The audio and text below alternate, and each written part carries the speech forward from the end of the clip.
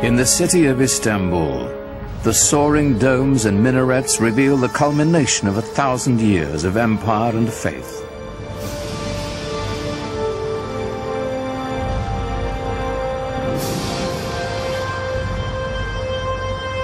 Here in the 16th century, Islam would be transformed into a world power, ambitious and imperial.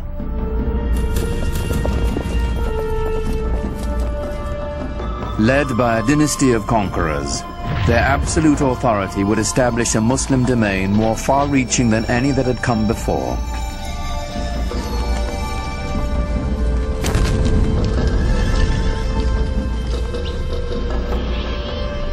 They would take their empire to the very gates of Europe, inspired by their greatest leader, Suleiman the Magnificent. It was an age of regal splendor, when Islam and the great Ottoman Empire would rise to stake their boldest claim for power, for conquest, for destiny.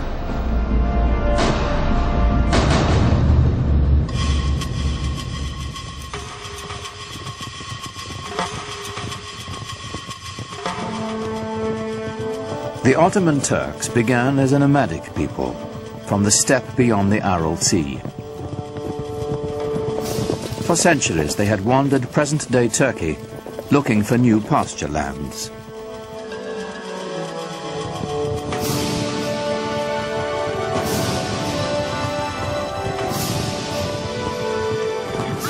Muslim sultans had enlisted them as mercenaries to fight off the Mongol hordes. But in the upheaval following the Mongol invasion, the Turks began to stake out their own territorial claims. From their ranks emerged a warlord of legendary ambition. His name was Osman Bey. It's said that Osman had a miraculous dream of a magical tree whose many branches foretold his siring a powerful lineage. One wonders how much of it is truth, how much of it is legend. It makes a lovely story. And miracles are always more easy to digest than reality. I don't think he realized that he was setting up such a fantastic dynasty, a dynasty that was to rule the crucial link between 3 continents. The followers of Osman became known as Ottomans. They considered themselves warriors for the faith, or Ghazis, whose destiny was to bring Islam to the world. Ghazis were somewhat like freelancers who moved the empire forward, either for ideology, theology, or for the sake of pure conquest. They were probably very brave, never thought about themselves or any harm that could come to the group by going into dangerous conditions. But it made the Ottoman Empire almost fearless, going into regions that nobody had been there before. For the early Ottomans, the direction of expansion would always be to the west, for good reason. They could not expand to the east or to the south because those were controlled by their brothers, the Turkoman emirs, the Muslims, and a Muslim should not be fighting against a Muslim, so they said at the time. So the only place he could expand was towards the Christian territories westward. Osman's warriors moved to the north and west across the Anatolian plateau, into territory controlled by the traditional Christian power in the area, the aging Byzantine Empire. By Osman's time, the 1,000-year-old Byzantine Empire was reaching the end of its age, dwindling to an isolated stronghold in Eurasia.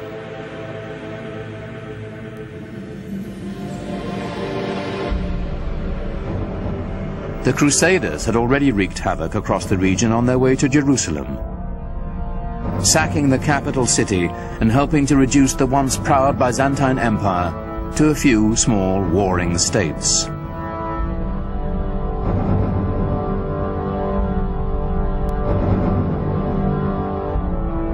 The Ottomans quickly overran these splintered Byzantine factions, uniting northwestern Anatolia into a single domain. In 1326, the Ottomans took the powerful Byzantine city of Bursa, a victory that would change the character of the Ottoman Turks forever.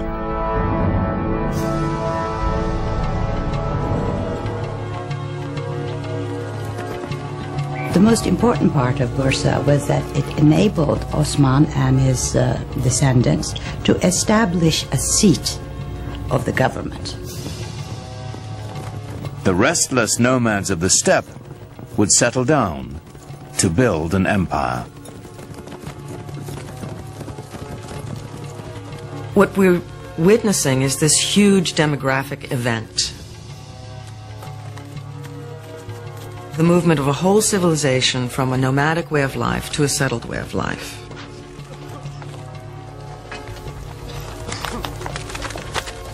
Now, when the Ottomans took Bursa and set it up as their capital, they were very concerned to establish themselves as the rightful standard bearers of Muslim civilization.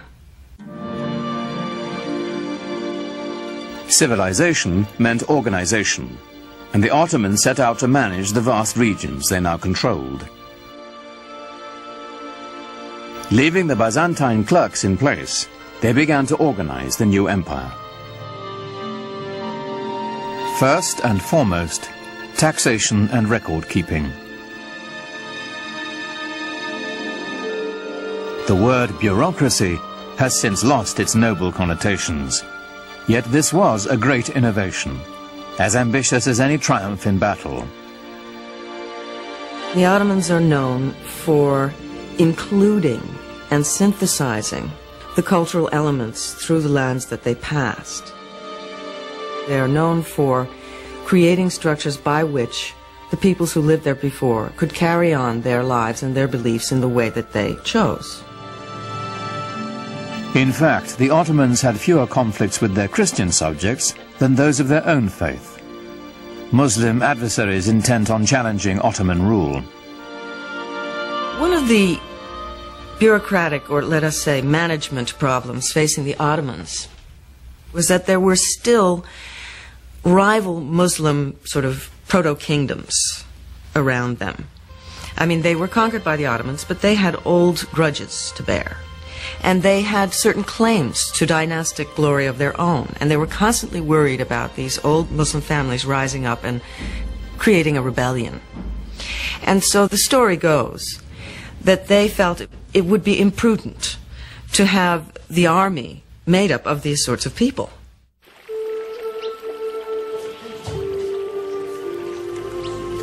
And so they wanted to recruit children who were not connected with any rival Muslim family. And so they went into the Balkans and they recruited primarily Christian children.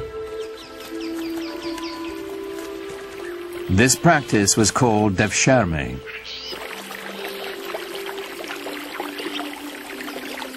The young boys were technically slaves of the Sultan, but they weren't treated like slaves. First, they were brought into the Muslim faith, taught rituals of washing and prayer, and the Arabic and Ottoman languages. This served a political as well as a religious purpose. Through the devshirme system, the Ottomans could create a caste without any conflicting loyalties to tribe or family. The children had such great future that a lot of the times Turks or even Muslims pretended that their children were Christian born and would register them with the devshirme officials. The system was so beautiful in that they only had one allegiance, to the Sultan. No family, no region, no other ties. These children were then given the best possible education available in the world, perhaps, at the time. And they were then able to move into the highest positions of power in the empire. Those who were brainy went to the palace schools and graduated into different levels of viziers and governors. It even became grand viziers. Those who were brawny went to the Janissary Corps. The Janissaries were the Sultan's elite infantry. It was an army that would set the standard for centuries to come. They were the strongest, trained as military machines, no fear of dying, totally fearless, and their only love was to serve the Sultan. They were trained with all the precision and discipline, pomp and circumstance of a modern army. For the first time, an army wore uniforms and went into battle to the accompaniment of a military band. The Janissaries were the most feared troops in the Western world, a force that was worthy of this new Islamic empire and its restless visions of conquest.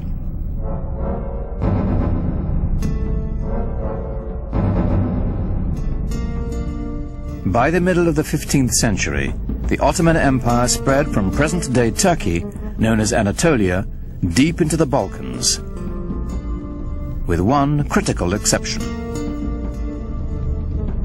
It must have galled the Ottoman Sultan that with his domains now stretching all the way into Asia and far, far into Europe in the west, there remained right in the center of his domains the greatest prize of all, the capital city of Constantinople, the most powerful, the richest, the most magnetic city in the entire world, still in the hands of the dying but not yet dead Byzantine Empire.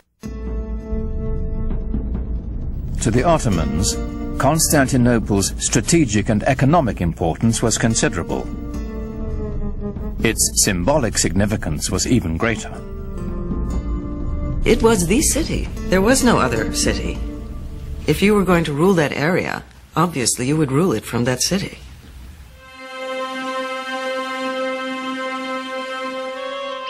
It's said that the goal of laying claim to Constantinople was decreed by Muhammad himself.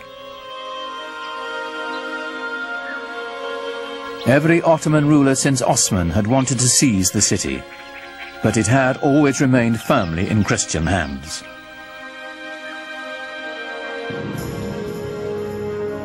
Then a sultan came to power whose dreams of conquest would not be denied. History would honor him as Mehmet, the conqueror. When he assumed the sultanate, he was only 12 years old, but he was already well versed in Ottoman politics. To remove any threat of competition for power, he had his half-brother strangled. The empire always meant everything, more so than the family. In order to stop the empire from splitting, as had happened to other Turkish dynasties ruling the Islamic world, when a young man became sultan upon the death of his father, all the other brothers had to be eliminated. This prevented segmentation of the empire. It may have been cruel, but it worked for the Ottomans. When on the death of his father he finally then took over, it meant an enormous change in the policy and direction of the Ottoman Empire, in the direction of a much greater energy. Mehmet immediately set his sights on the one prize as grand as his ambitions. Mehmet had to conquer Constantinople. There was no other choice. Constantinople was sitting like a perfect gem or a perfect fruit waiting to be picked. By the middle of the 15th century, the city was a shadow of its former self. The population had plummeted from 400,000 to a mere 50,000. But a besieging army would still be at a tremendous disadvantage. Constantinople was surrounded on 3 sides by water and massively fortified.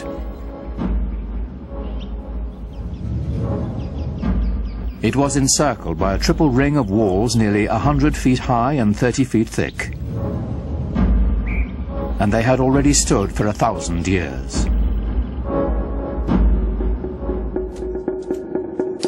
But Mehmet had an answer for these walls. And part of the military superiority of the Ottomans came from their sophisticated and diverse use of the possibilities of gunpowder. The siege of Constantinople in 1453 under Mehmet the Conqueror saw the first dramatic application of this in the form of huge cannons that had not been seen before, which Mehmet had specially commissioned for the occasion. Earlier cannons had been assembled with strips of forged metal bound with hoops. They fired stone projectiles with little more power than a catapult.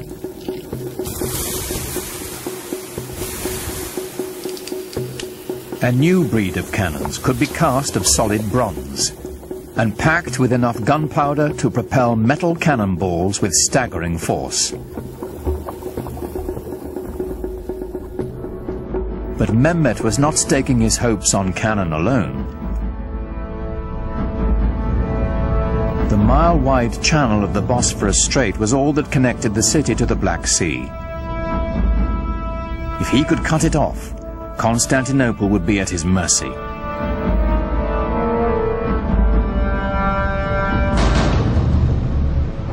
Mehmet needed to construct a strategically positioned fortress to close the strait.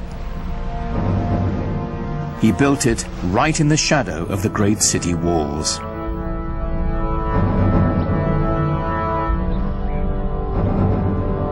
It took less than 4 months to build a massive 7-towered citadel called Rumeli Hisar.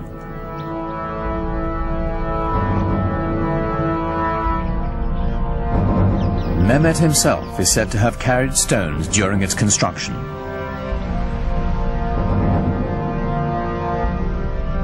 No sooner was it completed than he tightened his noose around the neck of the Bosphorus. The first ship to defy his orders to stop was sunk, its crew decapitated and its captain impaled on the castle walls.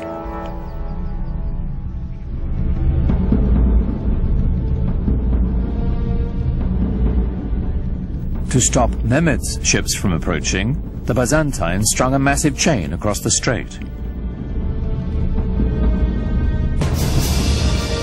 On April 22nd, 1453, the besieged city watched in horror as Mehmet's troops hoisted 70 of his ships ashore, sliding them over land on greased planks past the barrier chain.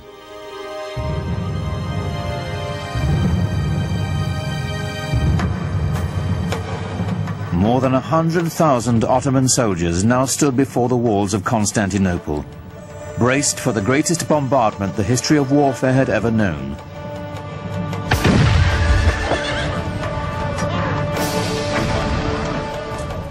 Under relentless fire, the city's 7,000 Christian defenders held out for nearly a month. In desperation, the Byzantines who occupied the city appealed to their fellow Christians across the continent for help. But of course, Europe in the 15th century was completely incapable of mounting any kind of a concerted opposition to the rising Turkish threat in the east.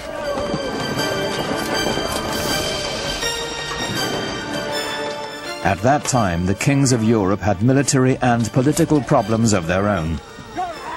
Constantinople would have to fend for itself.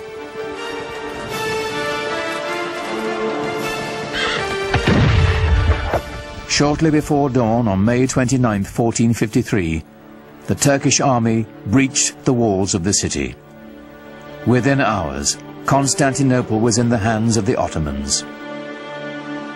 Mehmet rode into the city and went straight to its most celebrated prize, the magnificent church of Hagia Sophia. Built by the Emperor Justinian in the 6th century, its name meant the Church of Holy Wisdom. It was the largest enclosed space in the world. Surely other groups of Muslims and the Ottomans themselves had come across many, many churches. They had seen churches before. But they had never seen anything, nobody had ever seen anything like Hagia Sophia.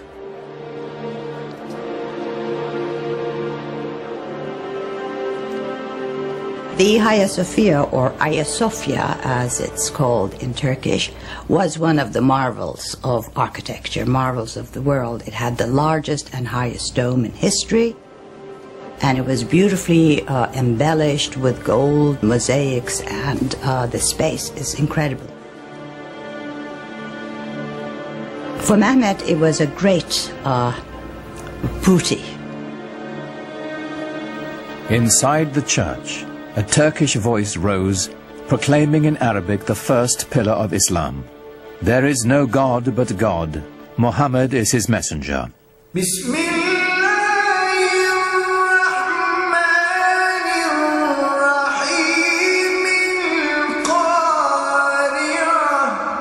single greatest church in Christendom was now a mosque.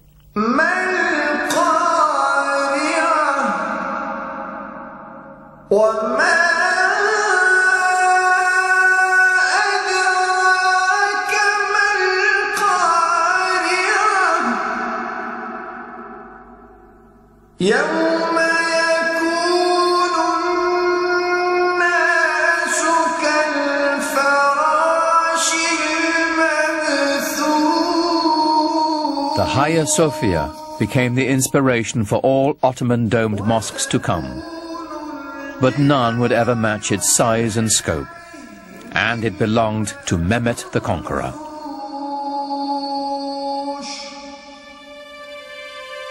News of his triumph sent shockwaves around the world.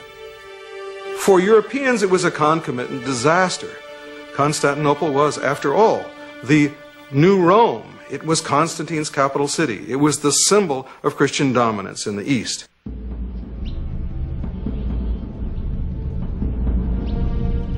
The Ottoman rulers had long stacked up titles for themselves. Khan, which is Turkish for emperor. Shahi Shah, Persian for king of kings. And Sultan, the Arabic word for ruler. But now, with all the former Byzantine Empire under their command, Mehmet and his successors claimed yet another title, Holy Roman Emperor.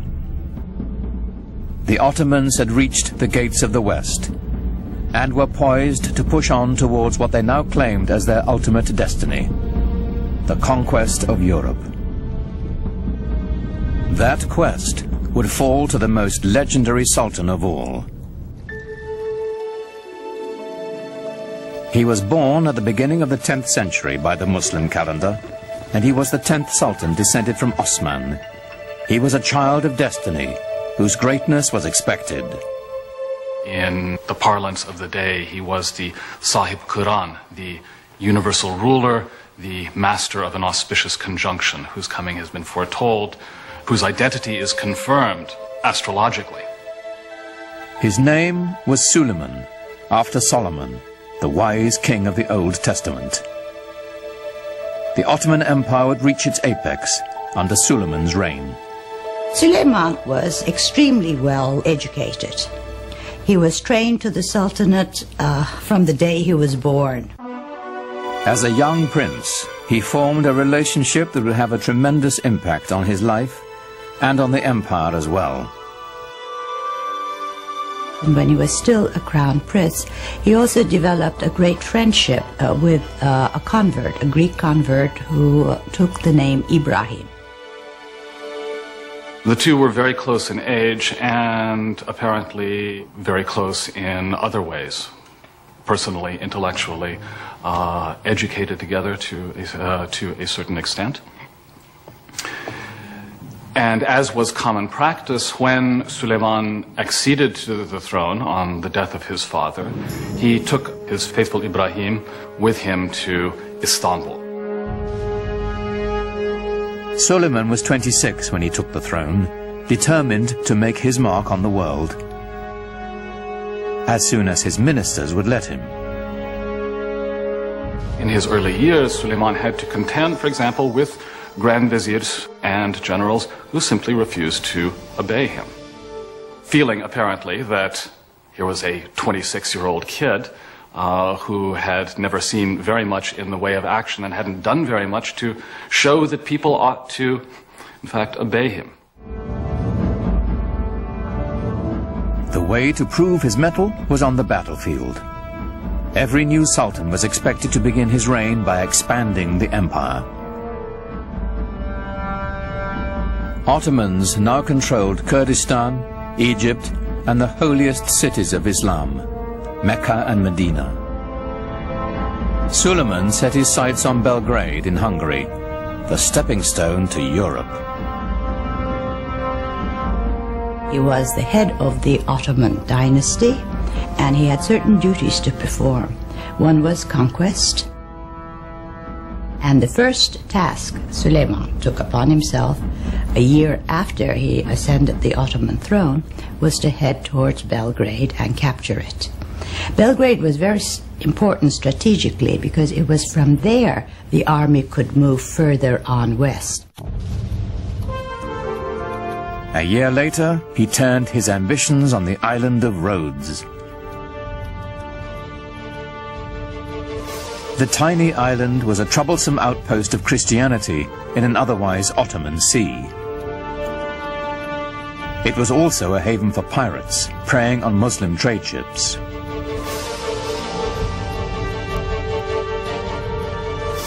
The 50,000 defenders of Rhodes manned one of the strongest forts in the world. Suleiman decided on a tactic other than relying on gunfire from his huge cannons. A new tactic, seldom used until that time. The Ottomans are the first major force to actually develop new ways of harnessing gunpowder to the cause of military expansion in creative ways. Ottoman sappers dug out a series of 50 tunnels near the base of the fort so they could mine its foundations.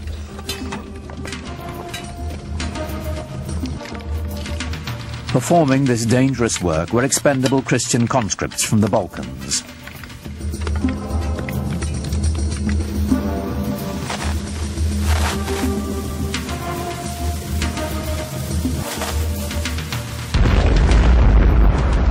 The resulting explosion signaled a furious 6-hour Ottoman assault.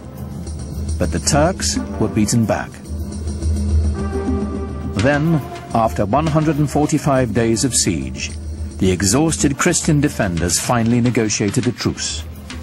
The Ottomans had won.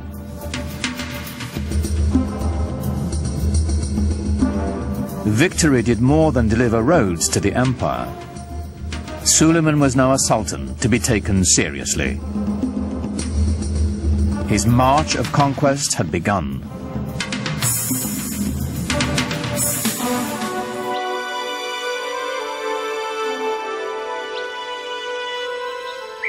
Europe grew to fear the name of Suleiman. But within his own borders, he had another reputation.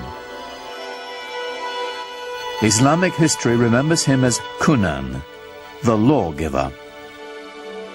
Ottomans were really bureaucrats in full sense of the word. They kept every single record, and in order to control the different peoples who participated in the world of the Ottomans, they had to have very carefully sorted out legal systems. Under Suleiman, a single legal system was defined for the sprawling empire. His laws would later become the basis of constitutions for several other nations. Well, Suleiman was the supreme monarch of the area. He was the center of the world.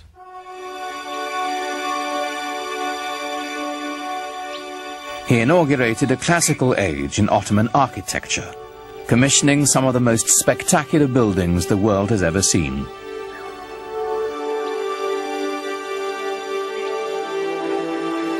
Suleiman was in a unique position of wealth and of consolidation, and he focused his attention on developing monumental architecture to commemorate his great dynasty and himself. Great religious architecture can really give people a sense of what is at the heart of the faith. Grandeur and majesty are the things that come to mind when Muslims think about God. A building that is grand and majestic can immediately remind people of the glory of God. Suleiman's chief architect, Sinon, was a man whose vision perfectly complemented the empire builder. Sinon perfected the signature structure of Islam, the domed mosque.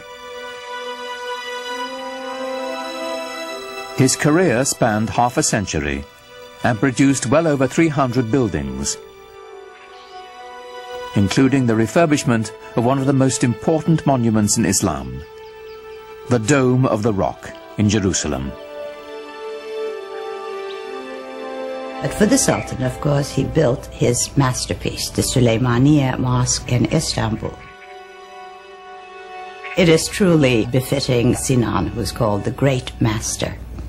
These buildings were horrendously expensive, huge things that took many, many years to build, and a great deal of architectural talent and engineering skill and engineering experience. When they built a mosque like the Süleymaniye, they were doing it to say, yeah, I've got the power, I've got the money, I am the Sultan, I'm the King of Kings. But at the same time, there was also tremendous spiritual value in these things. The symbolism is not only that of empire, but of faith. In the spirit of Muhammad's teaching, the Great Mosque was a center of social services, complete with a hospital, school, and library. At its inauguration, it's said Suleiman gazed at it with awe and exclaimed, "O Solomon, I have surpassed thee."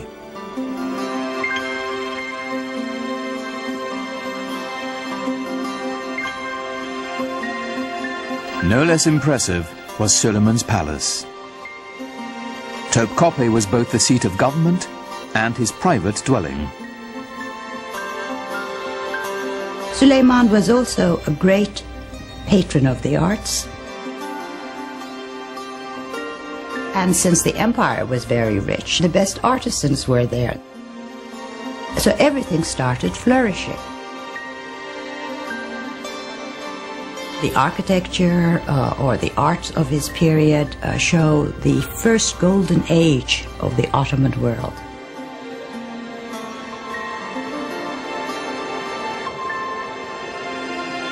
Everything that came out of his palace is exquisite. Suleiman himself was a goldsmith. Ottomans believed that every sultan had to have a tangible trade. Being a sultan was not considered a practical or a tangible trade. And he was a very demanding patron, insisted on checking the work, even commissioned few things. And I think each artisan group or each corps working for the palace tried to outdo one another to please the sultan, because to please him had wonderful rewards.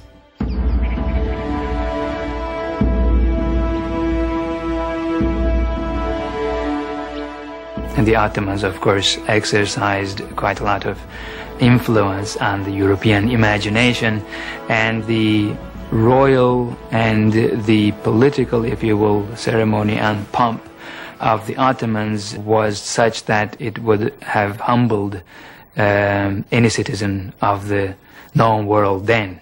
This was arguably one of the greatest world empires, and European observers could not walk away without feeling of respect for the sheer power of the Ottomans. In public, Suleiman required that all those around him remain completely silent, while he made his wishes known with the slightest nod or gesture. It must have been a tremendously impressive sight to see the courtyard of the palace filled with some 6,000 or 7,000 janissaries and other functionaries, no one saying a word. What was going on here was the creation of a sovereignty so mysterious and yet so far-reaching as to be seen as nearly divine. As Suleiman's power grew, his lifelong friend Ibrahim rose in the court structure. And Ibrahim Pasha, who became a Pasha later on, became his devoted Grand Vizier. In fact, Ibrahim married his sister. So they were not only good friends, they were also related.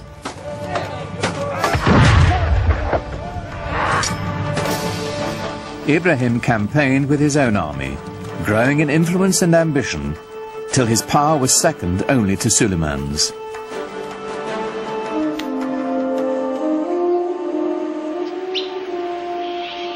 But for power and ambition, the secret world of the Sultan's harem had no equal.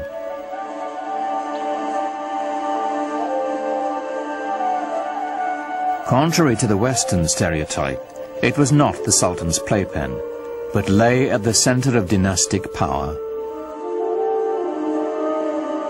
The harem was the private quarters of the Sultan. We tend to think of the harem as where the women live, but what it means is the place where you're not on display.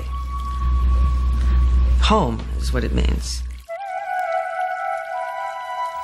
Islam allowed the Sultan 4 wives and many concubines. It was a system designed to produce heirs, is what it was.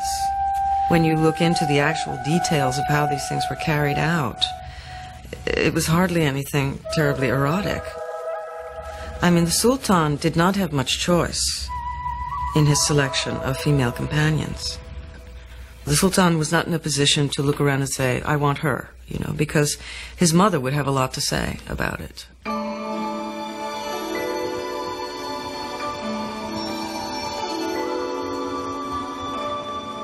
With his first wife, Suleiman had a son and heir, Mustafa.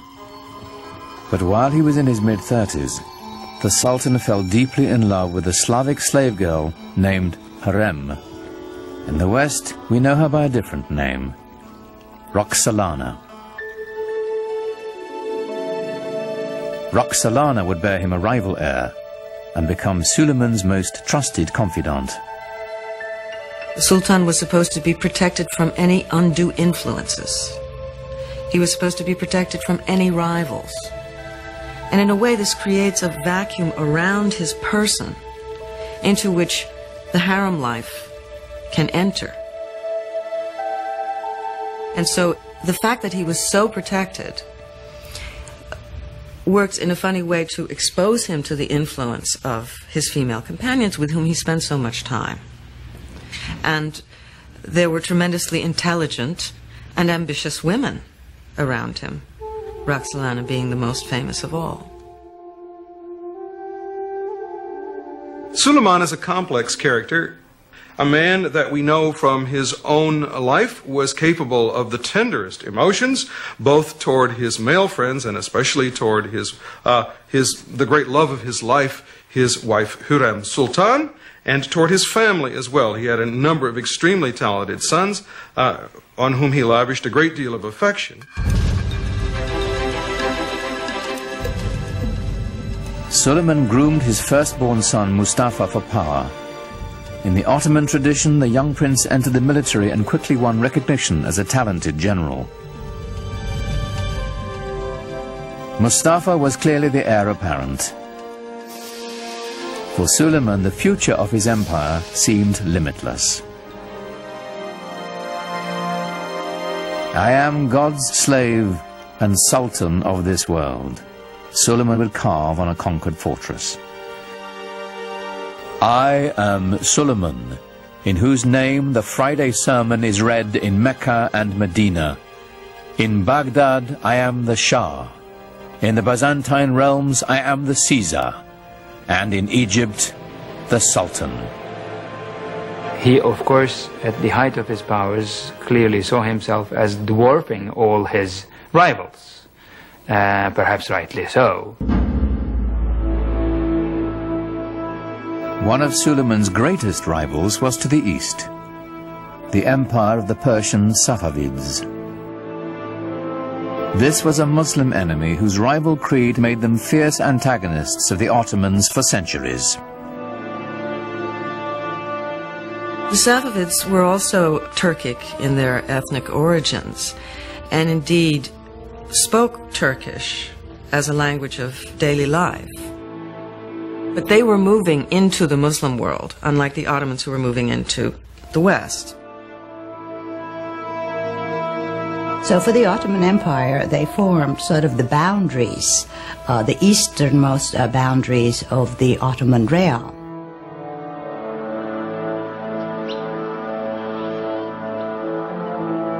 The Safavid dynasty was Shiite Muslims, bitter rivals to the Sunni Ottomans. According to the Shiites, a leader had to be designated by his predecessor and had to be of the family of Muhammad. According to the Sunni view, it was not designation that was necessary, and a person could be a leader of the community without being a direct descendant of Muhammad.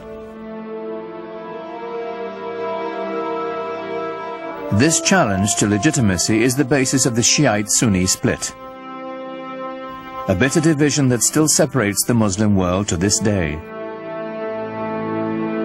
And I would say the Ottomans never really thought of themselves so much as Sunni until the Safavids came forth as this rival Shi'i.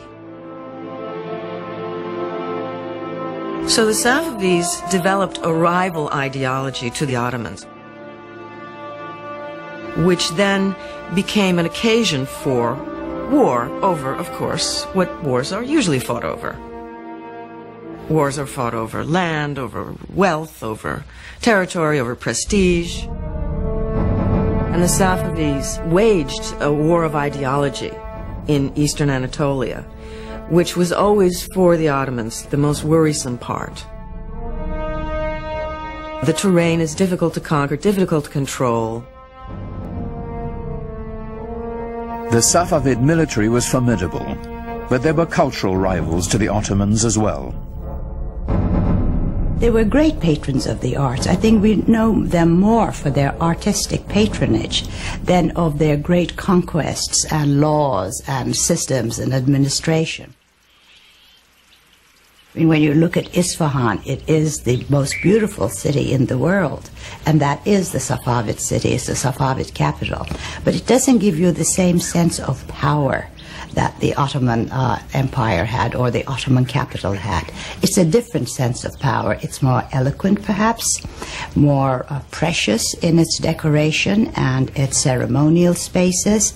It's a totally different aspect of Islam. Safavi art and architecture is on a finer scale. It's known for its filigree. It's known for its intricate brushwork, you know, rather than for its stunning scale.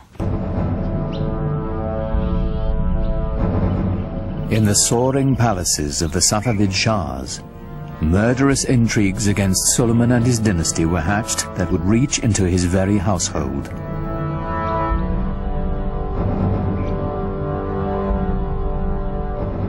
But Suleiman's eyes were on the west, where a fragmented and vulnerable Europe awaited his conquest. The Ottoman Empire encompassed everything from Egypt to Kurdistan, and he now had Hungary as well.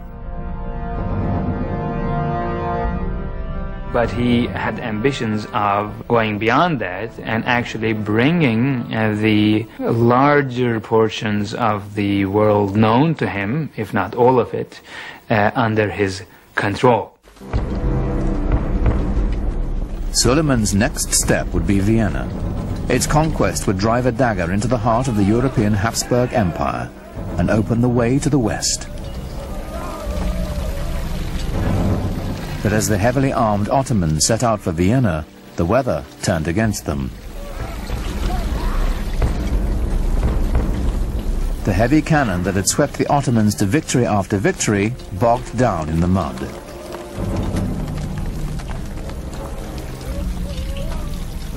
Suleiman had to move on without them.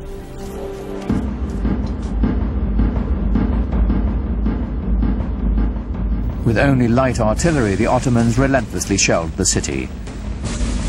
But the smallest breach was ferociously defended. After a lengthy siege, with winter fast approaching, Suleiman withdrew his forces. He was not concerned. He was sure he would return soon enough.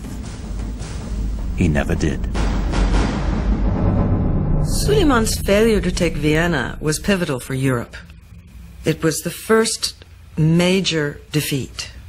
After a long time, the Europeans had been losing and losing and losing. And this was the dawn of a new day for Europe. But Suleiman had little to fear from Europe. Rival Muslim Safavids and his own family would bring the cruelest of sorrows to the Sultan, and ultimately to his empire as well. Suleiman, in some ways, serves as a sort of epitome of the 16th century idea of the wise and just ruler who was at the same time a very tragic figure.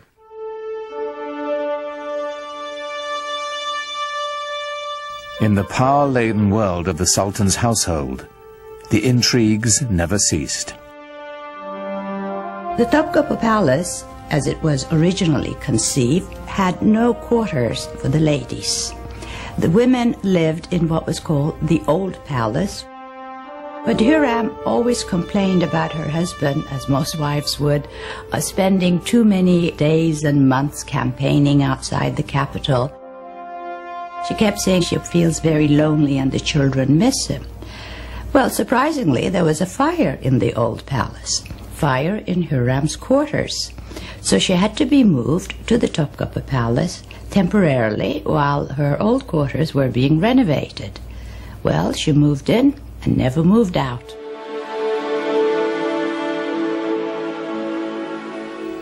Now Hürrem was at the center of power, promoting her own son as heir apparent, and immersing herself in a web of deadly gossip and suspicion. She was incredibly devoted to her husband, and any threat to Suleiman was a threat to her, and she had to get rid of it. The first threat came from Ibrahim Pasha, who assumed titles that were only given to sultans. So Hürrem knew something was going to happen eventually. And to protect the empire and the dynasty, Ibrahim Pasha had to go. On March 15th, 1536, Suleiman and Ibrahim Pasha dined together, as was their custom. In the morning, Ibrahim's body was found, strangled.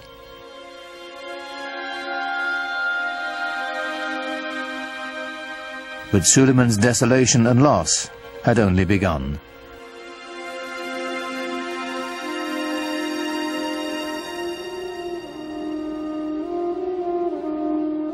A few years after Ibrahim's death, Hürrem claimed to have uncovered a plot to overthrow Suleiman, devised with Safavid help by his beloved firstborn son and heir, Mustafa.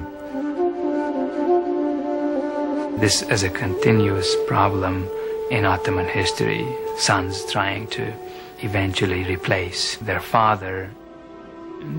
This happens in monarchies. Succession could become a problem, and it was an acute problem, and Suleiman had his share of it and perhaps did not always play his hands right. Without hesitation, Suleiman ordered Mustafa's execution, then sat by the young man's body for days, refusing to allow anyone to touch him. The best hope for the empire's future was dead.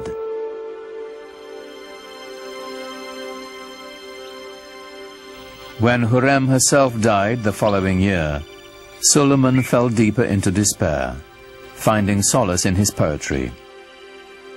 Most of the poetry, I think, was written after he lost his wife, since he talks about the loneliness of being in office, that he has nobody left anymore, and he's dying to join her. Even if your reign on the imperial throne seems everlasting, don't be taken in. One day a hostile wind will blow, and bring to your land of beauty heaven's misfortune and deepest suffering. In all his loneliness, there was only one refuge for the Sultan whose power, like his sorrow, seemed limitless. He returned to the field of battle, to the work of conquest. He personally led 13 campaigns. The last one was at Szigetvar, which is in Hungary now.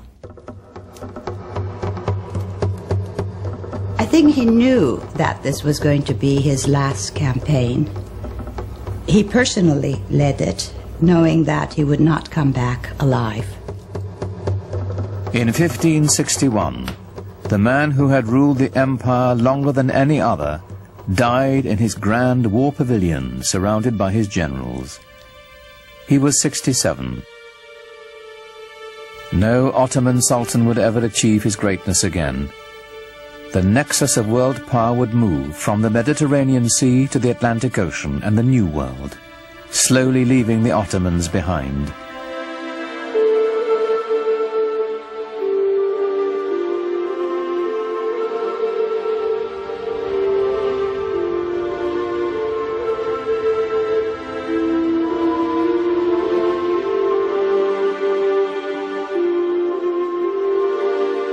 In Istanbul today, the Sufi dervishes still turn with the same prayerful pirouettes they danced in Suleiman's day.